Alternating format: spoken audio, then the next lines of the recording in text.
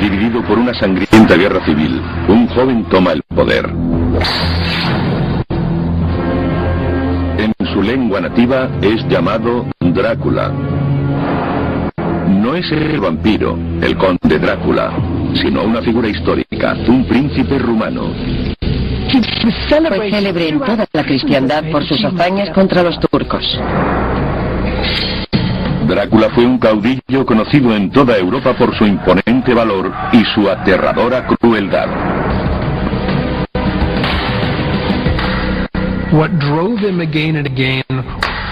Lo que le empujaba una y otra vez era su necesidad de supervivencia, una necesidad de afirmación.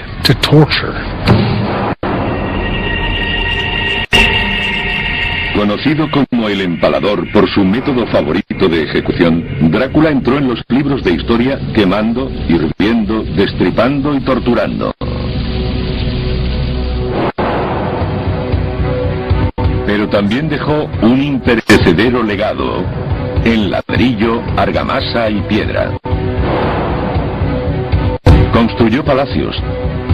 Fundó la ciudad que se convertiría en capital del país. También levantó uno de los castillos más imponentes de Europa Oriental. Ahora, con lo último en animación por ordenador, el mundo volverá a la vida.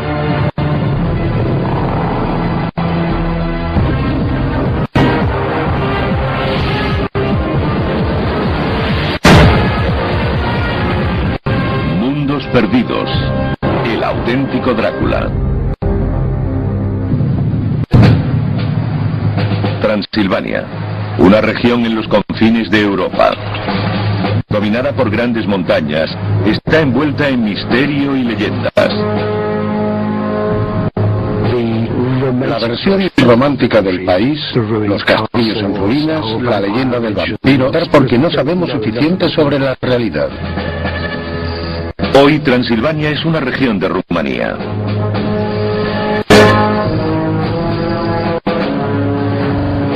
En el siglo XIX, el novelista Bram Stoker la convirtió en hogar del conde Drácula, el vampiro más famoso del mundo. Pero hasta los años 70, pocos lectores sospechaban que había tomado el nombre de un personaje real. Olvidemos Hollywood. Olvidemos las historias de vampiros. Ese hombre existió de verdad. Sanguinario, extremadamente cruel, pero un gran líder. El auténtico Drácula vivió en un mundo sangriento y lleno de traiciones. Pero su brutalidad destacó por encima de las atrocidades propias de su tiempo. Se cuenta que le abrió las entrañas a su propia amante embarazada. Y que acumuló 24.000 narices de los cadáveres de los enemigos derrotados. Entre los gobernantes más enfermos, retorcidos y sádicos, Vlad sobresale como un loco psicótico. Vlad Drácula, una figura cuyos actos siguen siendo controvertidos hoy. ¿Un guerrero decidido o un loco? Yo diría que fue un hombre de su tiempo y que cometió aquellos actos para sobrevivir. Ahora nuestro equipo de expertos intentará descubrir un mundo perdido casi por completo. Apenas hay documentos escritos. En comparación con las grandes civilizaciones del mundo antiguo, la arqueología es muy escasa también. No sabemos lo que hay. Usando las pruebas, los expertos reconstruirán los palacios, castillos y fortificaciones de Drácula. Volverán a verse como fueron en tiempos del infame empalador. La tecnología moderna nos permite comprender lo que ha quedado de aquella época mejor que en el pasado. Así podemos explorar el interior de los muros y sacar conclusiones sobre la construcción sin necesidad de remover una piedra. La ruta comienza en el lugar de nacimiento de Vlad, llamada Sigisoara, en el corazón de Transilvania. Los investigadores comienzan obteniendo pistas en una de las casas más antiguas de Sigisoara. En esta casa nació en 1431 el príncipe Vlad, el empalador, Drácula. Pero mucho ha cambiado desde el siglo XV. Probablemente fue un edificio de una sola planta. Lo que tenemos detrás es un añadido del siglo XVII. No está como en la época de Vlad.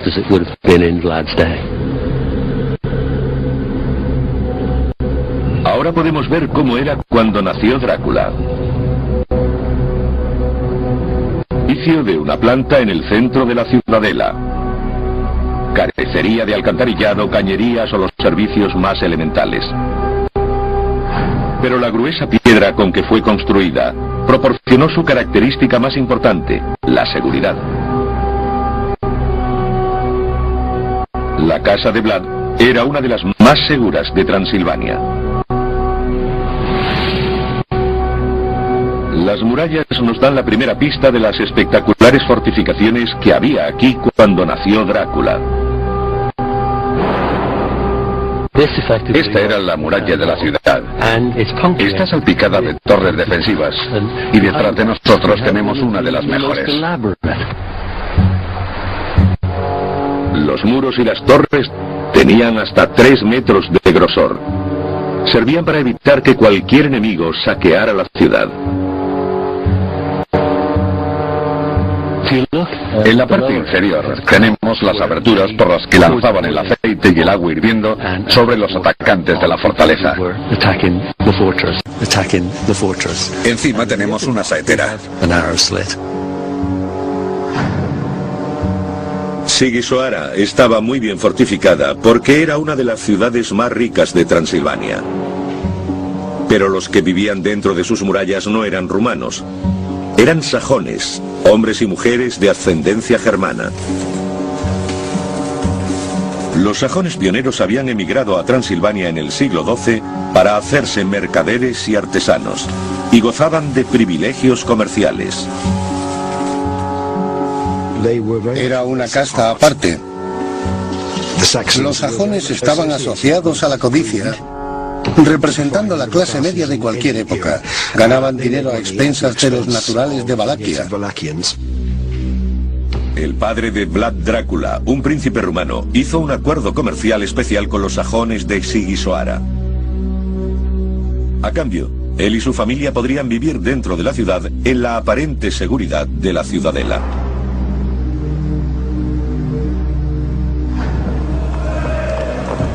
Pero en 1447 el padre de Drácula fue asesinado por un clan rival que tomó el trono de Valaquia, una provincia del sur de Rumanía. Vlad huyó al norte, pero juró regresar. Uno de los lugares donde residió fue el espectacular castillo de Bran. Hoy los turistas llegan al castillo pensando que fue el hogar del conde Drácula, el malvado retratado en la novela de Bram Stoker. El vampiro de ficción vivió aquí hasta que su corazón fue atravesado por una estaca. El lugar fue descrito como el hogar del maligno. El auténtico Drácula llegó aquí hacia 1450. Y bajo el esplendor gótico, los expertos descubren cómo fue el castillo en esa época. Modernizado por la realeza rumana a principios del siglo XX, su interior es muy diferente a como fue.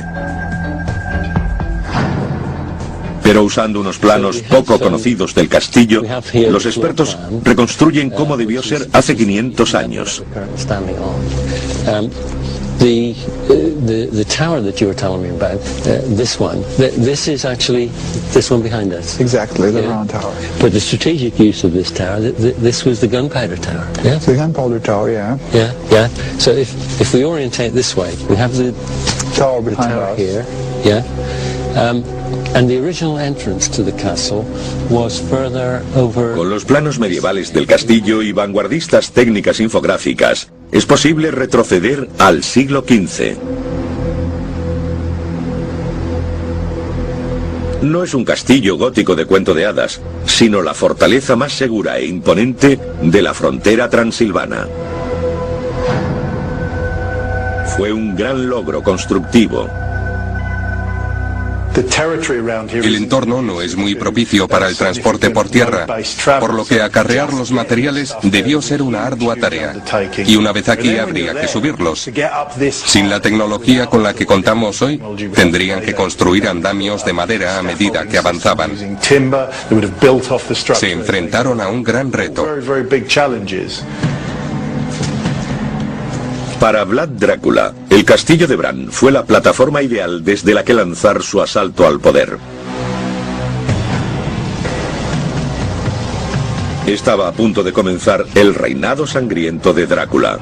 Para consolidar su dominio, se embarcaría en uno de los mayores programas de construcción de la historia de su país.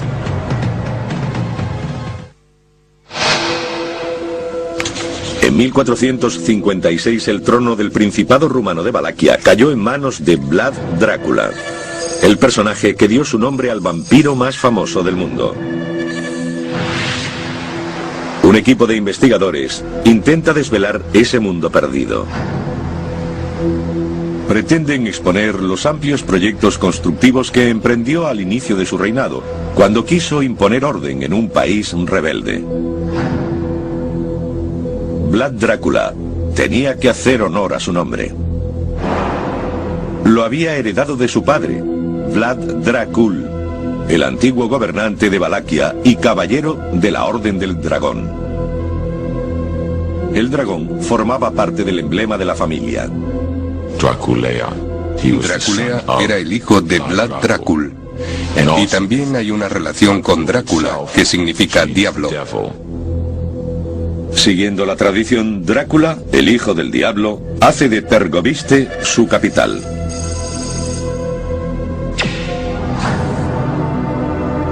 Es un lugar de legendario terror. Algunas de las mayores atrocidades de Drácula ocurrieron aquí.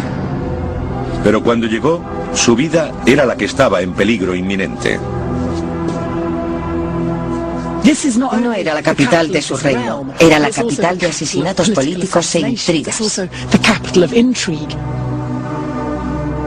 Esperaba ser asesinado. Temía ser envenenado. Todo lo que comía era probado primero por un fiel catador.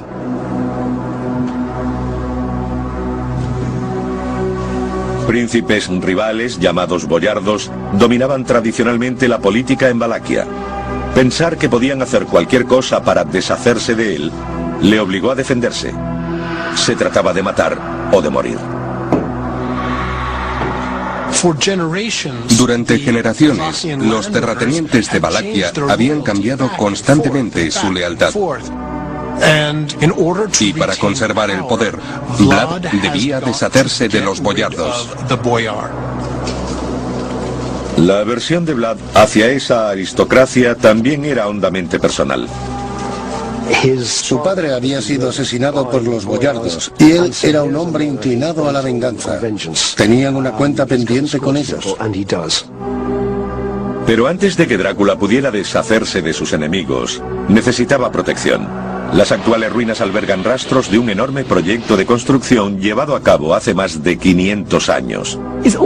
Todo formaba parte de un astuto plan para forjar una imagen de poder, la imagen de control absoluto, la impresión de que era un gran líder, el poderoso caudillo de Valaquia.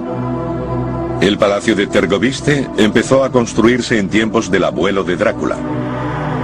En época de su padre se añadió un foso defensivo de 18 metros de ancho.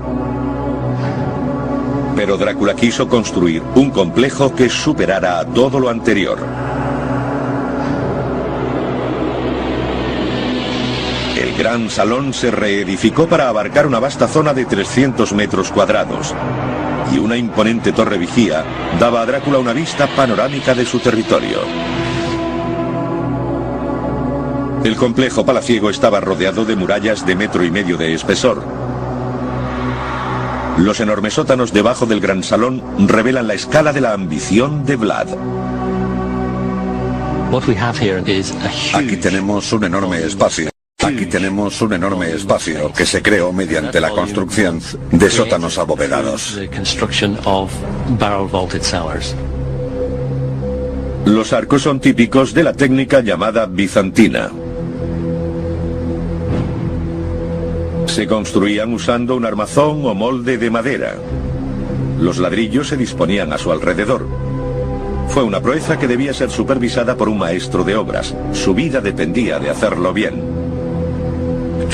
Cuando se retiraba el armazón de madera de un arco, el maestro tenía que estar debajo y ser el primero en probar si estaba bien construido.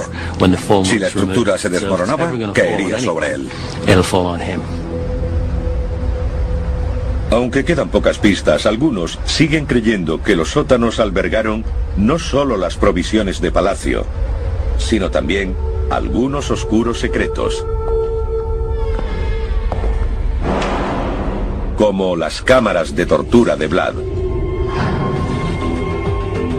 Restaurada en el siglo XIX, esta torre fue quizá la característica más sorprendente que Vlad Drácula añadió a Tergoviste. Con una base de piedras y plantas superiores de ladrillo, se alzaba más de 20 metros y proporcionaba una posición dominante. Una vez terminado, el palacio contaba con una serie de barreras defensivas. Como posición defensiva, fue una construcción bien dispuesta. Se podían ir defendiendo hacia atrás. Había una serie de obstáculos que superar. Una vez superado el primero, el enemigo se hallaba en el foso y era atacado desde arriba. Cuando se había superado el segundo obstáculo, seguían disparando desde la torre. Podemos imaginar el alto costo en vidas para los atacantes. Con Tergoviste transformada en una sede prácticamente inexpugnable, Drácula empezó a exterminar a sus enemigos boyardos. Demostró una crueldad que se convertiría en legendaria. No hay duda de que la única forma de deshacerse de los boyardos y de consolidar su poder era matándolos a todos. El domingo de resurrección de 1457, Drácula cometió una de sus más infames atrocidades. Tendió una trampa a los boyardos, invitándolos a comer en el gran salón. Vlad les preguntó deliberadamente cuántos señores habían tenido en un periodo de 50 años. Nadie pudo contestarle porque eran muchos. La razón es que habían sido derrocados por la fuerza por los boyardos. Era la respuesta que Vlad quería. Se habían condenado solos. Según la leyenda, hizo empalar a 500 de ellos.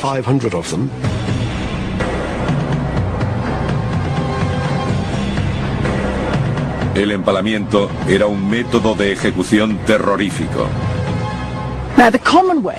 El modo más común consistía en poner al enemigo sobre la punta afilada de una estaca, atravesarlo por el ombligo o el corazón, levantarlo y dejarlo morir.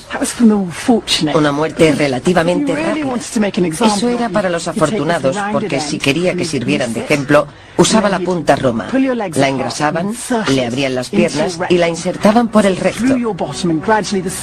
La estaca iría atravesando lentamente el cuerpo. Eso podía llevar un par de días de terrible agonía.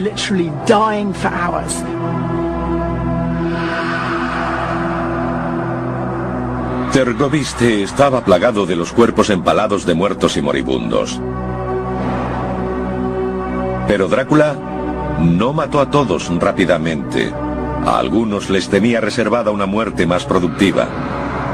Y aquí, en esta inaccesible cima en la frontera de Transilvania, fueron obligados a construir una fortaleza que es el auténtico castillo de Drácula. Un lugar que serviría como refugio de Vlad en una próxima campaña de terror.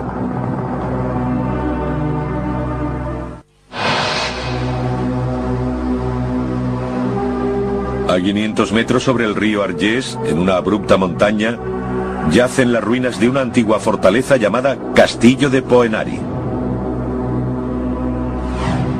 Este es el auténtico castillo de Drácula. El emplazamiento era clave.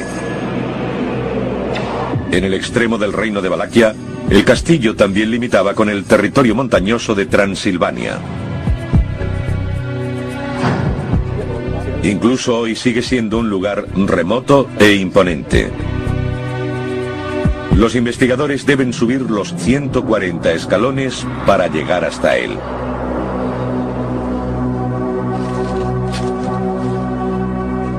Dentro de estas ruinas hay importantes pistas arqueológicas que les ayudarán a devolver la vida al castillo. Para un príncipe con ansias de poder absoluto, era una excelente posición estratégica.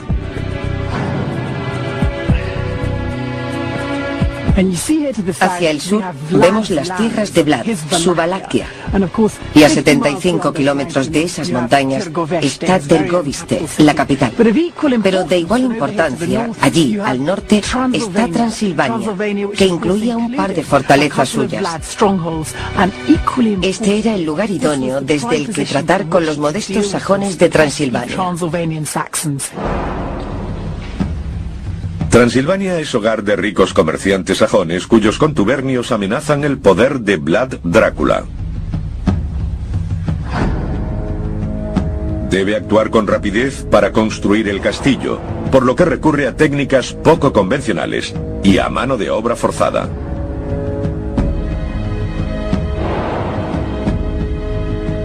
La construcción comenzó alrededor de la torre vigía, que databa de la época de su abuelo. Pero Vlad concibió algo más grande. Una fortaleza que no solo ocupara la cima del Poenari, sino que la ampliara. Las pistas de su ejecución están presentes en los muros en ruinas que siguen rodeando el castillo. Le dan su extraño aspecto de 2 tonos, con ladrillo rojo encima de una base de piedra gris. Es una estructura poco habitual por la combinación de la piedra y el ladrillo. Esperaba verlo todo hecho de piedra. Quizá fue más fácil construirlo en ladrillo. Debió ser mucho más rápido. Aunque están en la estrecha cima de una montaña, estos muros tienen 3 metros de grosor.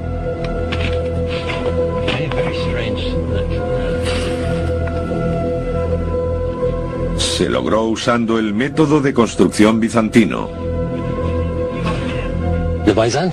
El estilo bizantino consistía en construir 2 paredes de ladrillo y rellenar el espacio intermedio con piedras. La combinación del muro externo, el núcleo y el interno la convertían en una estructura muy sólida. Lo que mantiene unidos los muros fue también el secreto de la supervivencia del castillo en una zona sísmica. Usaron mortero de cal. Este es el aspecto que tiene la cal aplicada. Parece una crema muy espesa. Pero por ser cal, no compacta totalmente, permite cierta flexibilidad. Permite que los muros se muevan, lo que resulta muy útil en caso de terremoto. No hay grietas ni daños, que es lo que habría de haber usado cemento.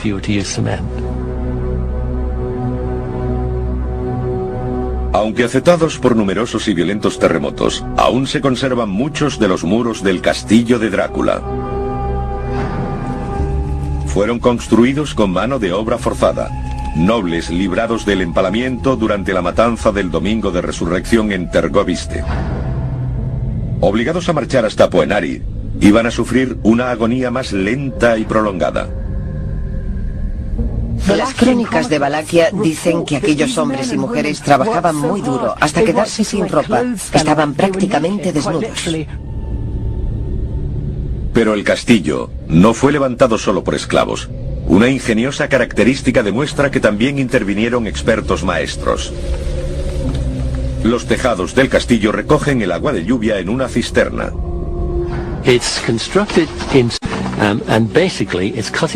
Consiste en cortar los ángulos de la piedra para que la siguiente encaje exactamente contra esta.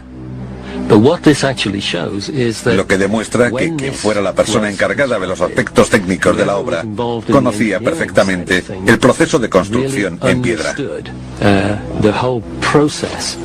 Supo lo que había que hacer para recoger agua de lluvia para un castillo de su tamaño y calidad.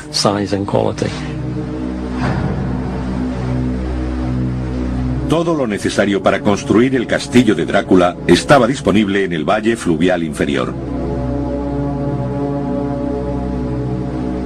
Había arena para el mortero, gravilla y piedras pequeñas para el relleno del muro bizantino. También había grandes piedras que formaron la base del castillo. Incluso los ladrillos se hicieron aquí.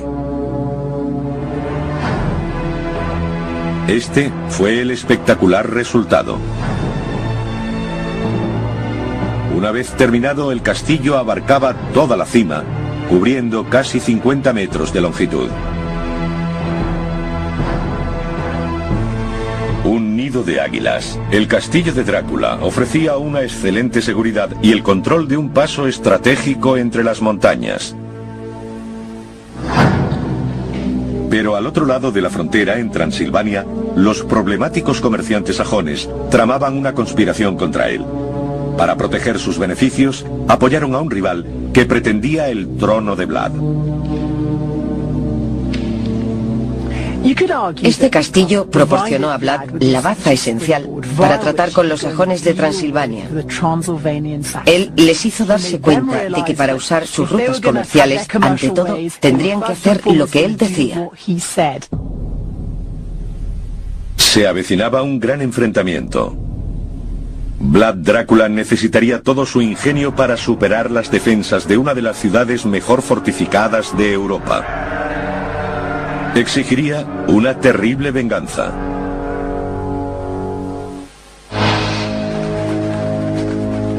Las crónicas germanas dicen que en 1459 el príncipe rumano Vlad Drácula se embarcó en una campaña de terror. Fue tan salvaje que nadie olvidaría nunca su nombre.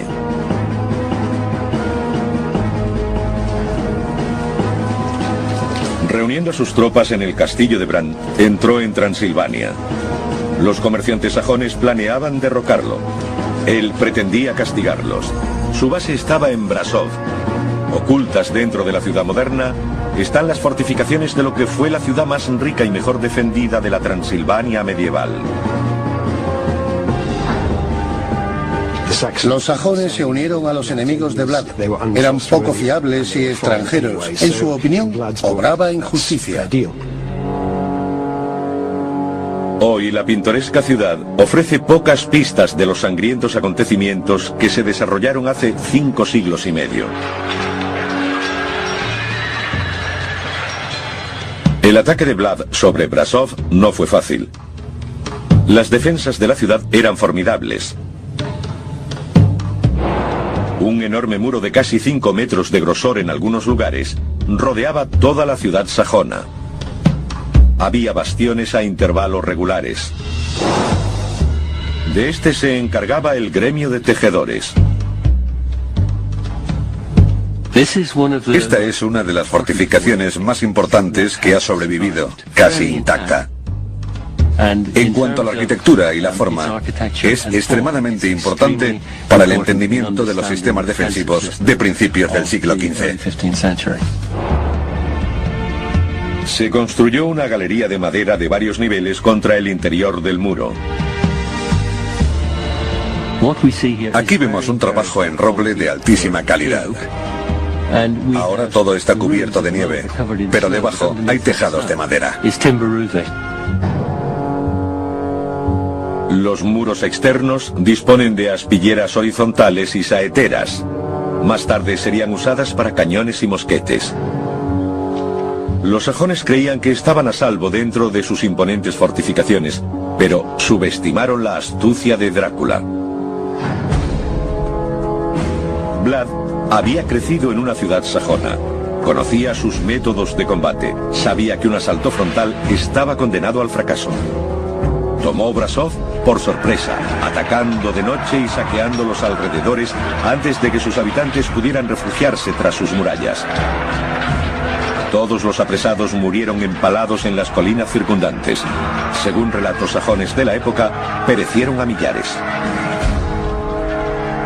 Las ejecuciones se hicieron en la colina de la Horca, que está detrás de esta montaña.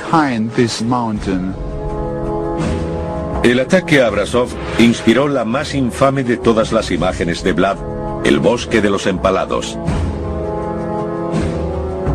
Representa al príncipe comiendo entre cadáveres. Algunos sugieren que esta imagen es la primera en relacionar a Vlad Drácula con el vampirismo. El empalamiento es un proceso lento. No se puede hacer rápidamente, sobre todo en gran número. Quizá comiera mientras contemplaba la escena, pero no bebió su sangre ni comió su carne. Vlad no era caníbal. Creadas por sajones, el propósito de estas imágenes es claro: asociar para siempre el nombre de Drácula con el mal. Los propios grabados son propaganda, son una versión primitiva de nuestros vídeos. La gente quería verlos y pagaba un buen dinero por ello. Con Brasov sometida, Vlad centró su atención en el Imperio Otomano. Superpotencia musulmana de la época, sus vastas fronteras llegaban al territorio de Vlad.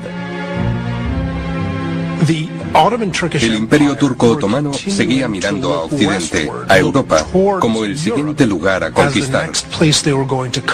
Y salvo unas cuantas tribus de las montañas, como las de Valaquia, no había nada que los detuviera. Pero Vlad Drácula estaba decidido a resistir. Comenzó a concentrar sus esfuerzos constructivos en el sur de su reino. Allí levantó un imponente palacio de ladrillo y piedra. 500 siglos lo habían condenado al olvido, hasta ahora. Oculto bajo las calles de Bucarest está el mundo secreto de esta gran residencia. Estos antiguos muros esconden pruebas de glorias pasadas que pocos saben que existieron. Siempre pensamos en Vlad defendiéndose y atacando, pero no olvidemos que fue un hombre con un gran olfato comercial, y esta era una importante ruta económica. Vlad sabía que los turcos podían amenazar en cualquier momento estas rutas comerciales. Construyó el palacio rápidamente, con los mejores especialistas disponibles. Recurrió a canteros de Transilvania y a unos 1000 trabajadores para asegurarse de que se hiciera tan rápido como fuera posible. Las excavaciones en estos túneles revelan una construcción de diseño compacto, nacido de una urgente necesidad. Era una fortaleza funcional, en lugar de un palacio exótico. Gobernantes posteriores lo reconstruirían y ampliarían, pero ocultas en los cimientos quedan pistas de su historia.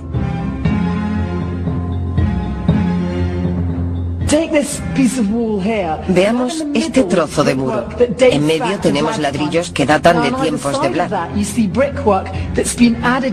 A ambos lados hay ladrillos que se han añadido en épocas posteriores.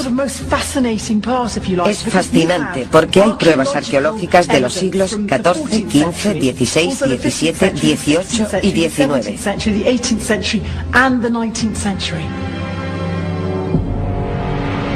Ahora, con las imágenes animadas basadas en el detectivesco trabajo arqueológico, se puede volver a ver el palacio original de Drácula. Fue una imponente fortaleza y habría servido como un baluarte esencial para la frontera meridional de Vlad. Drácula imponía su voluntad con mano de hierro sobre Valaquia, pero su mayor enemigo, el Imperio Otomano, esperaba en la frontera. El sanguinario tirano necesitaba transformarse en el heroico defensor de la Europa cristiana. Y se pondrían a prueba las fortificaciones que había construido.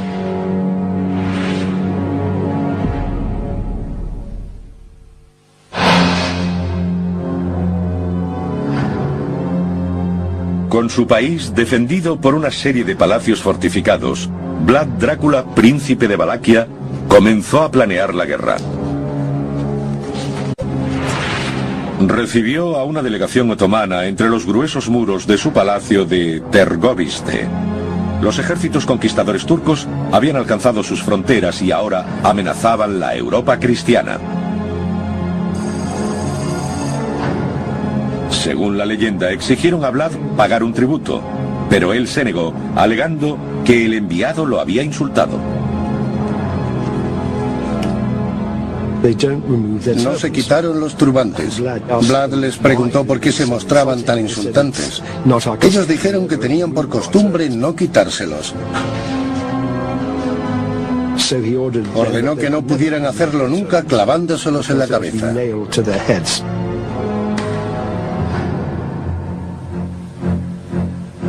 En el invierno de 1461, Drácula y los turcos estaban en guerra. Con inesperada rapidez y valentía, Drácula lideró a sus soldados en una brillante campaña en territorio enemigo. Todo el que se interpuso en su camino cayó ante su espada. Un noble como Vlad no podía quedarse atrás en combate. Tenía que ser físicamente valiente. De otra forma no era nadie. Vlad regresó a la seguridad de las fortificaciones de Tergoviste. En 1462 escribió a los reinos vecinos pidiendo ayuda a sus colegas cristianos. Con un despacho envió una demostración de su proeza militar. 23.884 narices cortadas de las caras de sus enemigos. El sultán turco Mehmed, también fiero general, se dispuso a encontrarse con él en combate. Su ejército triplicaba en número al de Vlad. Aunque Tergoviste tenía formidables defensas, Vlad sabía que el palacio no podría soportar un asedio prolongado. El modo de superar posiciones defensivas como esa era a través de la intriga, pagando a alguien para que abriera las puertas, o sitiándolo hasta la inanición. Son una buena respuesta si todo lo que temes es que alguien llame a tu puerta durante unas pocas semanas, pero ya no es tan bueno estar escondidos aquí 3 años. Vlad se ve obligado a cambiar de táctica y sale al encuentro.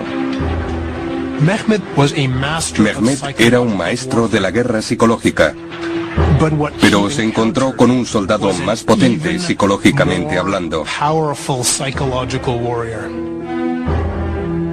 Vlad usó despiadadas tácticas de guerra de guerrillas. Permaneció en los frondosos bosques rumanos, saliendo para atacar rápida y brutalmente, desapareciendo después. Para Vlad era como ser un gran tiburón. Si te quedas quieto, mueres. Los turcos avanzaban y Vlad usó todas las tácticas concebibles para minar su moral. Atacó por la noche, envenenó sus pozos, quemó sus cosechas, incluso pagó a enfermos para infiltrarse en las filas turcas y contagiarles infecciones. La campaña de terror psicológico de Vlad llegó a su clímax ante las murallas de Tergoviste. Cuando abandonó su palacio, dejó atrás una visión que perseguiría al sultán el resto de su vida. Dio lugar al apodo turco de Vlad. Le llamaron Cacique Bey, el señor empalador. Mehmed, que era un hombre terriblemente cruel, se dio la vuelta.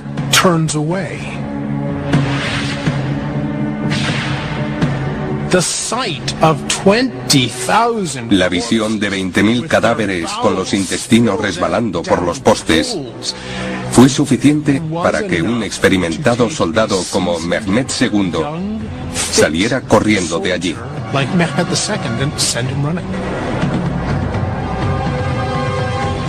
El traumatizado sultán regresó a su país dejando que otros lucharan con Drácula. Le hicieron replegarse. Se vio obligado a retroceder a su santuario de Poenari, el castillo de Drácula. La posición y defensas del castillo imposibilitaban un ataque frontal. Pero la vida resultaba insoportable para los que estaban atrapados en su interior. Aterrorizada por la idea de ser torturada hasta la muerte por los turcos, la esposa de Drácula se arrojó desde las almenas. Su cuerpo cayó al río. Aún hoy es llamado el río de la princesa. Pero Vlad no se rindió. Pudo salir y vivir para seguir combatiendo.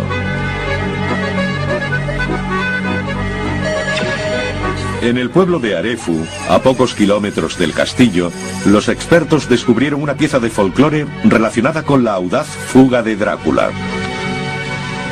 Stimați oaspeți, cu permisiunea dumneavoastră, crede că tu ești... Los lugareños se enorgullecen de haber ayudado a dar forma a la historia.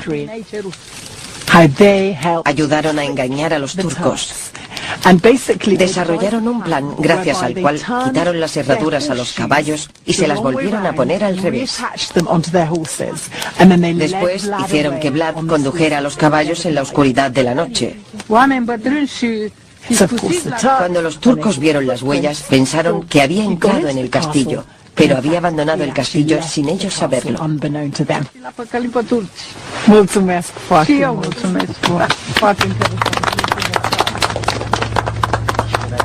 Drácula huyó a Transilvania, al exilio. 10 años después, regresó y reclamó su trono.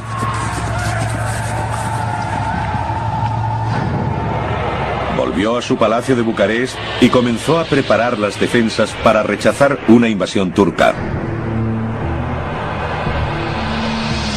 Pero su reinado terminó antes de empezar. La muerte de Vlad está rodeada de misterio. Es casi seguro que murió en combate, pero no sabemos si fue en el fragor de la batalla o si cayó asesinado. Personalmente, creo en el asesinato.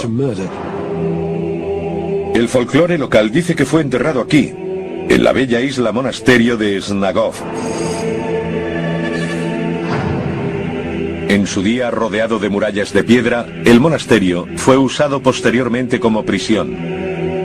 Los traidores de alto rango eran traídos aquí y dicen que la isla está plagada de huesos humanos. Hoy el monasterio es un lugar de peregrinación para los fans de Drácula. Se dice que su cuerpo yace en una tumba en el altar, pero que su cabeza fue cortada y enviada al sultán como prueba de su muerte.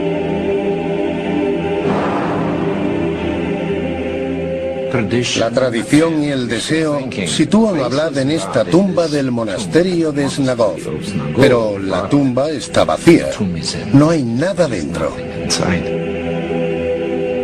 Excavaciones previas no encontraron pruebas de que el cuerpo de Vlad estuviera enterrado en Snagov. Su última morada es un misterio.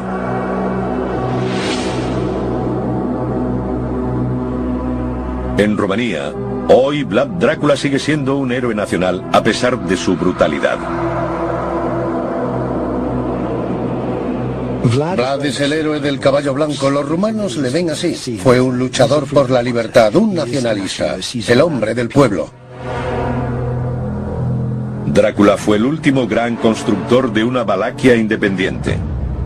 Poco después de su muerte, los turcos tomaron el país. Quedó prohibido construir fortificaciones.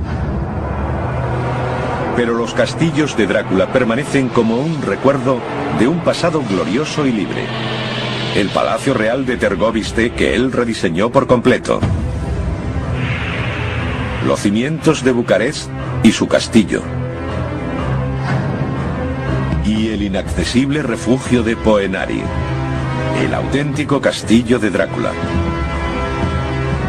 Cada uno símbolo de la huella indeleble que Vlad Drácula dejó en su país. No solo en las ruinas de sus otrora grandes palacios, sino también en el recuerdo de sus gentes. Drácula. Esta era la muralla de la ciudad. Está salpicada de torres defensivas y detrás de nosotros tenemos una de las mejores. Los muros y las torres tenían hasta 3 metros de grosor. Servían para evitar que cualquier enemigo saqueara la ciudad. En la parte inferior tenemos las aberturas por las que lanzaban el aceite y el agua hirviendo sobre los atacantes de la fortaleza. Encima tenemos una saetera. Sigisoara estaba muy bien fortificada porque era una de las ciudades más ricas de Transilvania. Pero los que vivían dentro de sus murallas no eran rumanos. Eran sajones, hombres y mujeres de ascendencia germana. Los sajones pioneros habían emigrado a Transilvania en el siglo XII para hacerse mercaderes y artesanos, y gozaban de privilegios comerciales. Era una casta aparte. Los sajones estaban asociados a la codicia, representando la clase media de cualquier época. Ganaban dinero a expensas de los naturales de Valaquia. El padre de Vlad Drácula, un príncipe rumano, hizo un acuerdo comercial especial con los sajones de Sigisoara. A cambio, él y su familia podrían vivir dentro de la ciudad en la aparente seguridad de la ciudadela.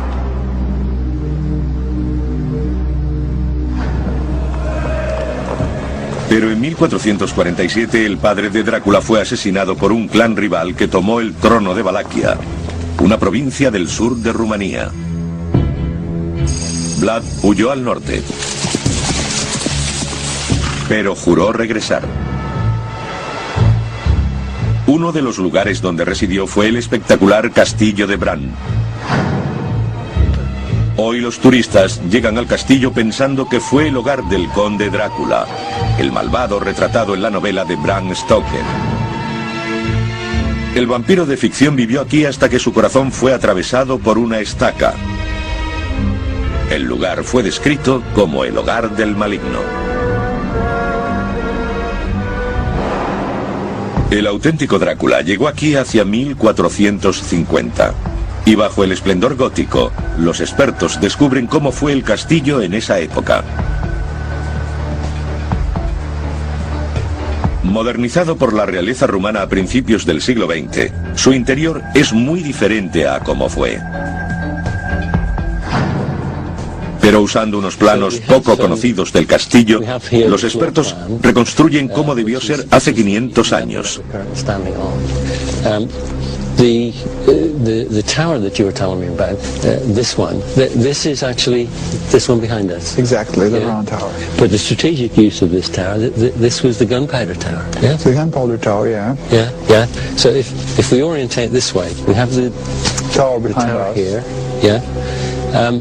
And the original entrance to the castle was further over. Con los planos medievales del castillo y vanguardistas técnicas infográficas, es posible retroceder al siglo XV. No es un castillo gótico de cuento de hadas, sino la fortaleza más segura e imponente de la frontera transilvana. Fue un gran logro constructivo. El entorno no es muy propicio para el transporte por tierra, por lo que acarrear los materiales debió ser una ardua tarea, y una vez aquí habría que subirlos. Sin la tecnología con la que contamos hoy, tendrían que construir andamios de madera a medida. En un país dividido por una sangrienta guerra civil, un joven toma el poder. En su lengua nativa es llamado Drácula. No es el vampiro, el conde Drácula, sino una figura histórica, un príncipe rumano. Fue célebre en toda la cristiandad por sus hazañas contra los turcos. Drácula fue un caudillo conocido en toda Europa por su imponente valor y su aterradora crueldad.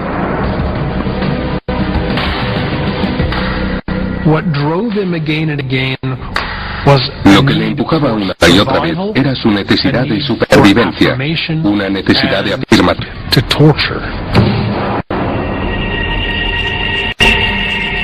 Conocido como el empalador por su método favorito de ejecución, Drácula entró en los libros de historia quemando, hirviendo, destripando y torturando. Pero Pero también dejó un imperecedero legado en ladrillo, argamasa y piedra. Construyó palacios. Fundó la ciudad que se convertiría en capital del país.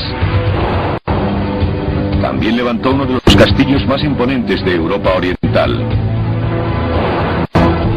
Ahora, con lo último en animación por ordenador, el mundo volverá a la vida.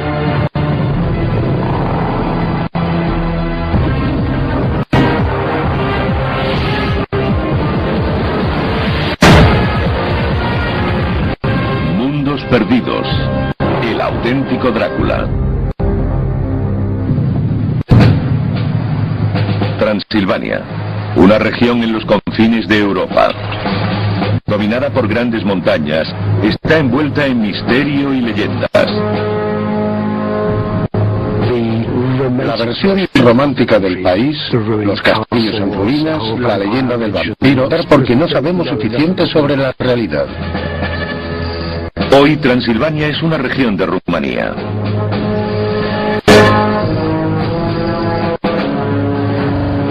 En el siglo XIX, el novelista Bram Stoker la convirtió en hogar del conde Drácula, el vampiro más famoso del mundo.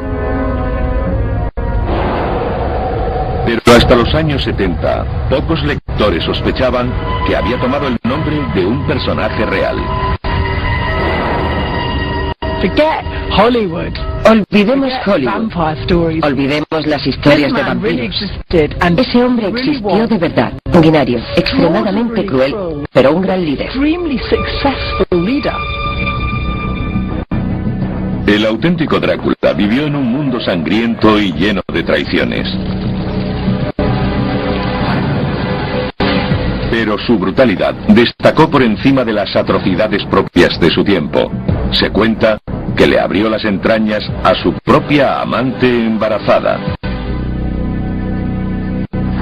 Y que acumuló 24.000 narices de los cadáveres de los enemigos derrotados. Entre los gobernantes más enfermos, retorcidos y sádicos, Vlad sobresale como un loco psicótico. Vlad Drácula, una figura cuyos actos siguen siendo controvertidos hoy. ¿Un guerrero decidido o un loco?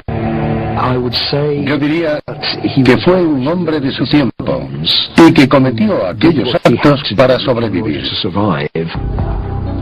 Ahora nuestro equipo de expertos intentará descubrir un mundo perdido casi por completo.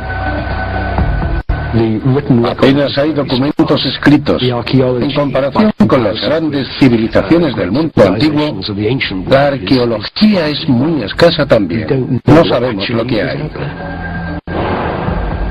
Usando las pruebas, los expertos reconstruirán los palacios, castillos y fortificaciones de Drácula.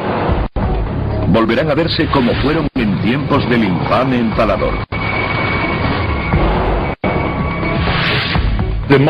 La tecnología moderna nos permite comprender lo que ha quedado de aquella época mejor que en el pasado. Así podemos explorar el interior de los muros y sacar conclusiones sobre la construcción sin necesidad de remover una piedra. La ruta comienza en el lugar de nacimiento de Vlad, Ada Sigisoara, en el corazón de Transilvania. Los investigadores comienzan obteniendo pistas en una de las casas más antiguas de Sigisoara. En esta casa nació en 1431 el príncipe Vlad, el empalador, Drácula. Pero mucho ha cambiado desde el siglo XV. Probablemente fue un edificio de una sola planta. Lo que tenemos detrás es un añadido del siglo XVII. No está como en la época de Vlad.